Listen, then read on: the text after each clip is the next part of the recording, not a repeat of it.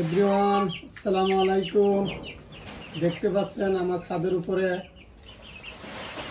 দেশি মুরগির ফার্ম।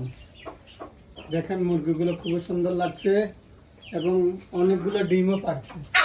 দেখেন এগুলো হচ্ছে আমার দেশি মুরগি। এগুলো আমার বিক্রির জন্য না, খাওয়ার জন্য। খাওয়ার জন্য এগুলো আমি আজকে 2 বছর যাবত এগুলা লালন পালন করতে পারছি। এখন এই মুরগিগুলো অনেক ডিম পারে। এগুলো আমরা সবসময় আমাদের বাসার জন্য, আমরা কোনো বিক্রির জন্য না। এগুলো সবসময় আমরা আমার ছেলে মেয়েদেরকে খাওয়ার জন্য আমরা রাখি।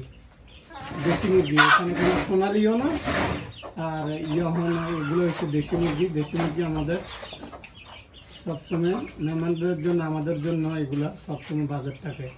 তা আপনারা দেখতে থাকেন। এটা আমার নতুন চ্যানেল।